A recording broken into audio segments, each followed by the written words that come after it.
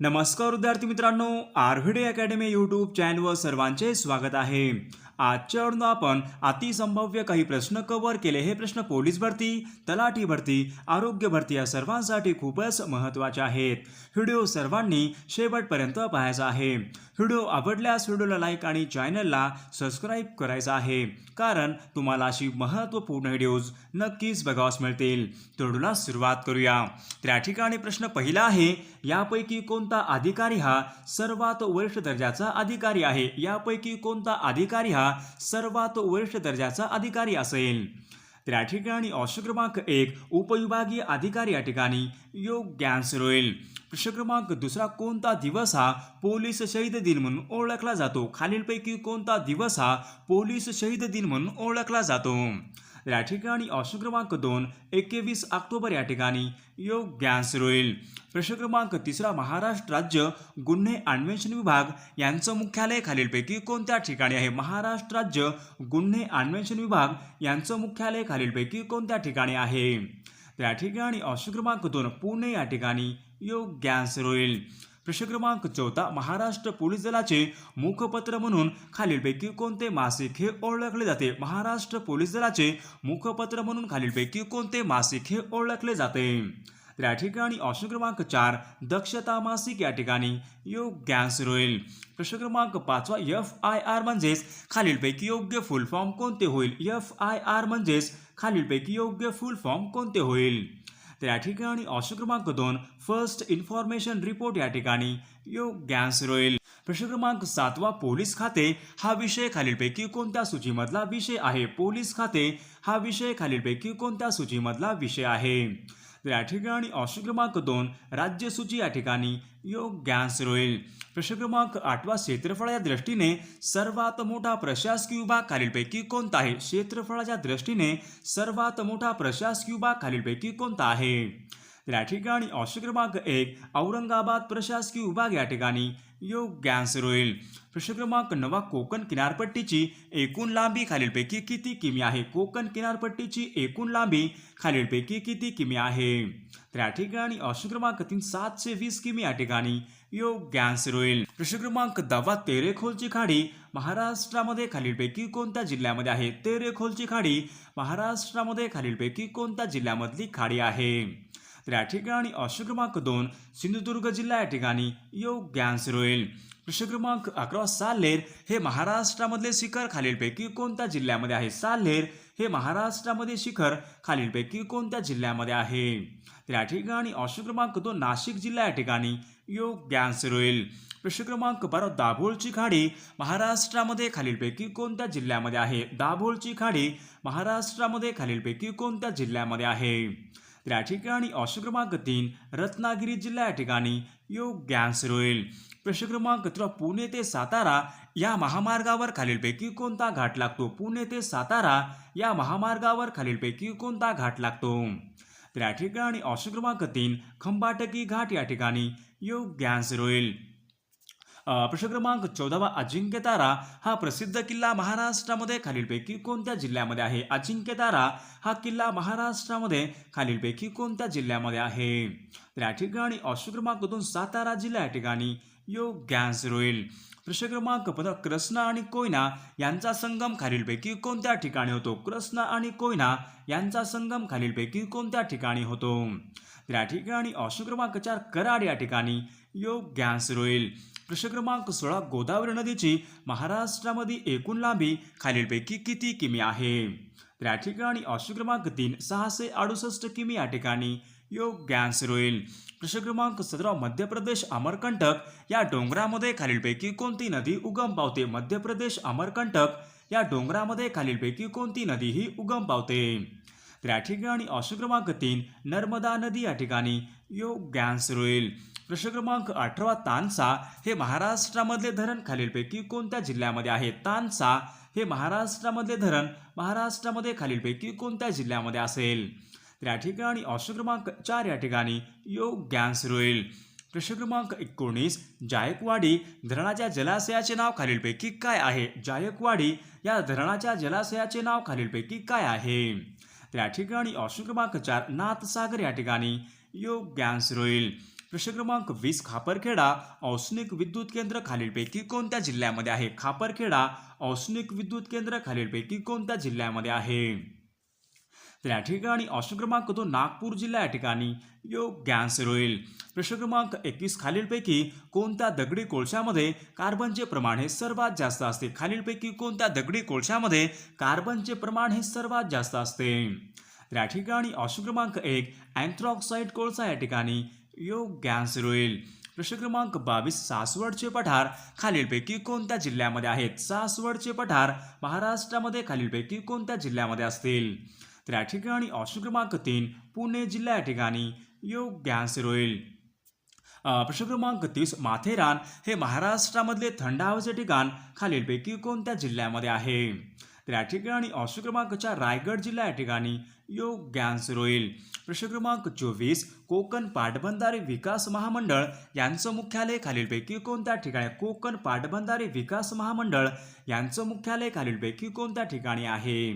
तर या ठिकाणी ऑप्शन क्रमांक 4 मुंबई या ठिकाणी योग्य आन्सर होईल.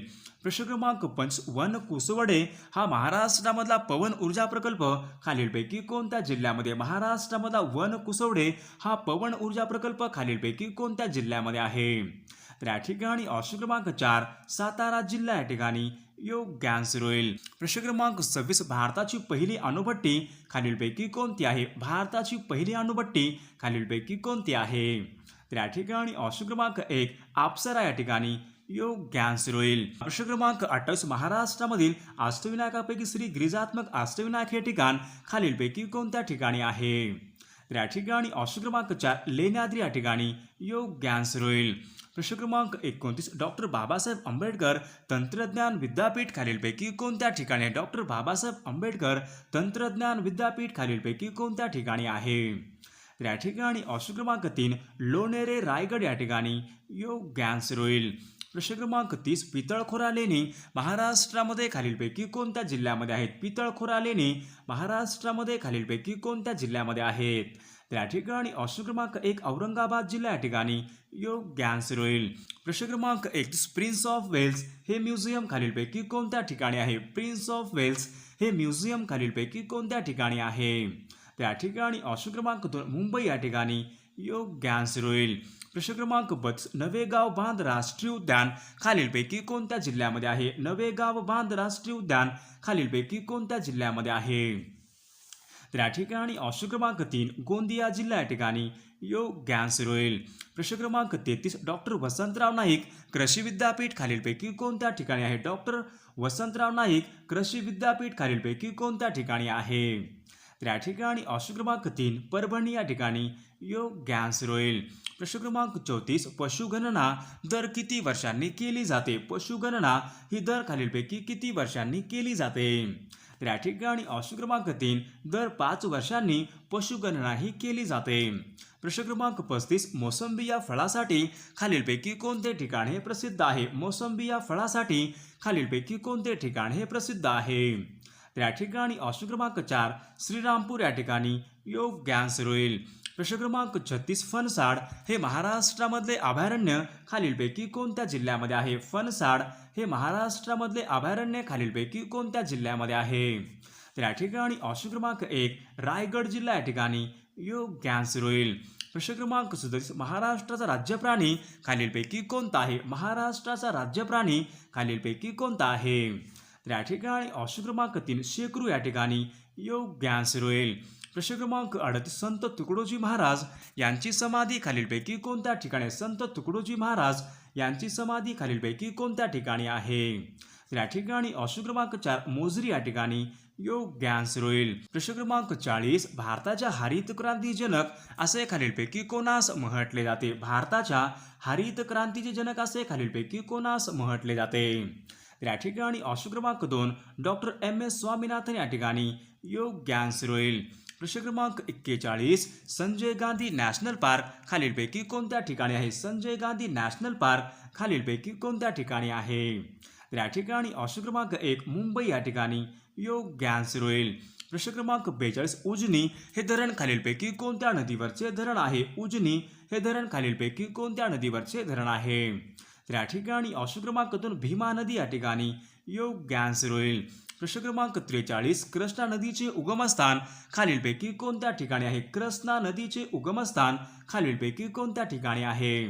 तर या ठिकाणी ऑप्शन क्रमांक 3 महाबळेश्वर या ठिकाणी योग्य आन्सर होईल. प्रश्न क्रमांक 44 वर्धा वैनगंगा खोऱ्यामध्ये जमिनीचा सर्वसाधारण उतार खालीलपैकी कोणत्या दिशेला आहे? वर्धा वैनगंगा या नदी खोऱ्यामध्ये जमिनीचा सर्वसाधारण उतार खालीलपैकी कोणत्या दिशेला आहे?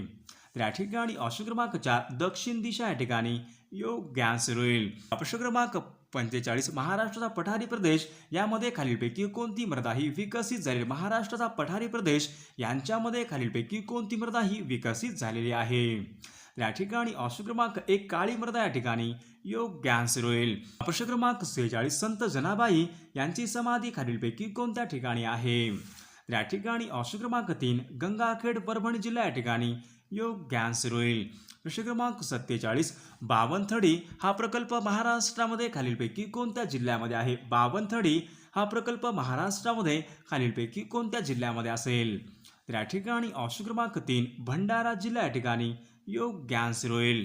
प्रश्न क्रमांक 48 शिवाजी सागर जलाशय असे खालीलपैकी कोणत्या जलाशयास म्हटले जाते? शिवाजी सागर जलाशय असे खालीलपैकी कोणत्या जलाशयास म्हटले जाते? तर या ठिकाणी ऑप्शन क्रमांक 2 कोयना जलाशय या ठिकाणी योग्य आन्सर होईल. विद्यार्थी मित्रांनो, पोलीस भरतीसाठी अतिशय महत्त्वाचे हे पुस्तक आहे. पुस्तकाचे नाव आहे पोलीस भरती प्रश्नपत्रिका संच. 28 ऑक्टोबर 2021 पर्यंत झालेल्या महाराष्ट्रामधील सर्व प्रश्नपत्रिका समावेश असलेले अतिशय महत्त्वाचे हे पुस्तक आहे. यामध्ये एकूण 52 प्रश्नपत्रिका समावेश असलेले अतिशय महत्त्वाचे हे पुस्तक आहे. यामध्ये एकूण 5200 पेक्षा जास्त संग्रह असलेले अतिशय महत्त्वाचे पुस्तक. या पुस्तकाचे लेखन आणि संकलन विठ्ठल नागनाथ राऊत सरांनी केलेलं आहे. स्मार्ट स्टडी पब्लिक हे नांदेड यांचे हे पुस्तक आहे. महाराष्ट्रामध्ये सर्वत्र हे पुस्तक उपलब्ध आहे. संपर्कासाठी 90 28 96 75 47 यावर तुम्ही बुक करू शकता. प्रश्न क्रमांक 49 महाराष्ट्रामध्ये अति दक्षिणेकडचा जिल्हा खालीलपैकी कोणता आहे? महाराष्ट्रामध्ये अति दक्षिणेकडचा जिल्हा खालीलपैकी कोणता जिल्हा आहे? या ठिकाणी ऑप्शन क्रमांक 1 सिंधुदुर्ग जिल्हा या ठिकाणी योग्य आन्सर होईल. प्रश्न क्रमांक 50 सह्याद्रीच्या निर्मितीचे मुख्य कारण खालीलपैकी कोणते आहे? सह्याद्रीच्या निर्मितीचे कारण खालीलपैकी कोणते कारण आहे? तर या ठिकाणी ऑप्शन क्रमांक 1 प्रस्तरभंग या ठिकाणी योग्य आन्सर होईल. प्रश्न क्रमांक 51 महाराष्ट्राचे पठार खालीलपैकी कोणत्या खडकापासून बनलेले आहे? महाराष्ट्राचे पठार खालीलपैकी कोणत्या खडकापासून बनलेले आहे? या ठिकाणी ऑप्शन क्रमांक 4 बेसॉल्ट खडक या ठिकाणी योग्य आन्सर होईल. प्रश्न क्रमांक 52 नरनाळा हा किल्ला महाराष्ट्रामध्ये खालीलपैकी कोणत्या जिल्ह्यामध्ये आहे? नरनाळा हा किल्ला महाराष्ट्रामध्ये खालीलपैकी कोणत्या जिल्ह्यामध्ये आहे? तर या ठिकाणी ऑप्शन क्रमांक 3 अकोला जिल्हा या ठिकाणी योग्य आन्सर होईल. प्रश्न क्रमांक 53 सह्याद्री पर्वत खालीलपैकी कोणत्या प्रकारचा पर्वत आहे? सह्याद्री पर्वत हा खालीलपैकी कोणत्या प्रकारचा पर्वत आहे? तर या ठिकाणी ऑप्शन क्रमांक 3 अविशिष्ट पर्वत या ठिकाणी योग्य आन्सर होईल. प्रश्न क्रमांक 54 कळसुबाई हे महाराष्ट्रामधले सर्वोच्च शिखर खालीलपैकी कोणत्या जिल्ह्यामध्ये आहे? तर या ठिकाणी ऑप्शन क्रमांक 1 अहमदनगर जिल्हा या ठिकाणी योग्य आन्सर होईल. प्रश्न क्रमांक 55 अंबोली हे प्रसिद्ध पर्यटन स्थळ खालीलपैकी कोणत्या जिल्ह्यामध्ये आहे? अंबोली हे प्रसिद्ध पर्यटन स्थळ खालीलपैकी कोणत्या जिल्ह्यामध्ये आहे? तर या ठिकाणी ऑप्शन क्रमांक 2 सिंधुदुर्ग जिल्हा या ठिकाणी योग्य आन्सर होईल. प्रश्न क्रमांक 56 चिखलदरा हे पर्यटन स्थळ खालीलपैकी कोणत्या भागामध्ये आहे? तर या ठिकाणी ऑप्शन क्रमांक 3 या ठिकाणी विदर्भ या ठिकाणी योग्य आन्सर होईल. प्रश्न क्रमांक 57 जल व भूमी व्यवस्थापन संस्था खालीलपैकी कोठे आहे? जल व भूमी व्यवस्थापन संस्था खालीलपैकी कोणत्या ठिकाणी आहे? तर या ठिकाणी ऑप्शन क्रमांक 4 औरंगाबाद या ठिकाणी योग्य आन्सर होईल. प्रश्न क्रमांक 58 सातपुडा पर्वतामध्ये सर्वात उंच शिखर खालीलपैकी कोणता आहे? सातपुडा या पर्वतामध्ये सर्वात उंच शिखर खालीलपैकी कोणता आहे? तर या ठिकाणी ऑप्शन क्रमांक 1 धूपगड या ठिकाणी योग्य आन्सर होईल. प्रश्न क्रमांक 59 दख्खनच्या पठारावर प्रामुख्याने कोणती मृदा ही आढळते? दख्खनच्या पठारावर खालीलपैकी कोणती मृदा ही प्रामुख्याने आढळते? तर या ठिकाणी ऑप्शन क्रमांक 4 रेगूर मृदा या ठिकाणी योग्य आन्सर होईल. प्रश्न क्रमांक 60. सांगली हे शहर खालीलपैकी कोणत्या नदीच्या काठावर आहे? सांगली हे शहर खालीलपैकी कोणत्या नदीच्या काठावर आहे? तरी सर्वांनी कॉमेंट करून सांगायचं आहे सांगली हे शहर खालीलपैकी कोणत्या नदीच्या काठावर आहे ते. सर्वांनी व्हिडिओला लाईक आणि चॅनलला सबस्क्राईब करायचं आहे.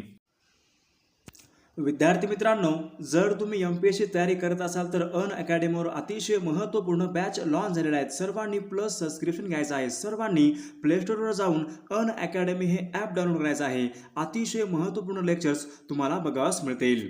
तर या ठिकाणी बघू शकता तुम्ही कॉम्बॅक्ट टेक्स्ट राज्यसेवेसाठी अतिशय महत्त्वपूर्ण ठिकाणी प्रिलिम टेस्ट सिरीज आहे. सर्वांनी यामध्ये एनरोल करायचं आहे. महाराष्ट्र PCS कॉम्बॅक्ट राज्यसेवा प्रिलिम फ्री टेस्ट सर्वांसाठी या ठिकाणी फ्री टेस्ट आहे. सर्वांनी आपला RVD लाईव्ह हा कोड टाकून सर्वांनी यामध्ये जॉईन करायचा आहे. विद्यार्थी मित्रांनो, सर्वांनी या ठिकाणी बघू शकता तुम्ही PSI STI ASO या ठिकाणी स्कॉलरशिप टेस्ट सिरीज आहे किंवा हे 21 नोव्हेंबरला आहे. राज्यसेवा पूर्व परीक्षा यांसाठी 19 नोव्हेंबरला आहे आणि विजयपथ संयुक्त पूर्व परीक्षा यांसाठी 21 नोव्हेंबरला या ठिकाणी सर्वांसाठी फ्री टेस्ट आहे. सर्वांनी यामध्ये जॉईन करायचं आहे. आपला RVD लाईव्ह हा कोड टाकून सर्वांनी यामध्ये जॉईन करायचं आहे. तर आपल्याकडे कोणकोणत्या बॅच असतील अवेलेबल तर या ठिकाणी बघू शकता तुम्ही रणांगण अतिशय महत्त्वपूर्ण रणांगण कॉम्प्रिहेन्सिव्ह इंटिग्रेटेड प्री आणि मेन्स राज्यसेवेसाठी अतिशय महत्त्वपूर्ण बॅच या ठिकाणी उपलब्ध आहे. सर्वांनी यामध्ये एनरोल करायचं आहे. RVD लाईव्ह हा आपला कोड टाकून तुम्ही यामध्ये एनरोल करू शकता. तुम्हाला 10% ऑफ प्रत्येक कोर्सवर मिळत जाईल. ही बॅच 17 नोव्हेंबर पासून स्टार्ट आहे. अतिशय महत्त्वपूर्ण बॅच असेल.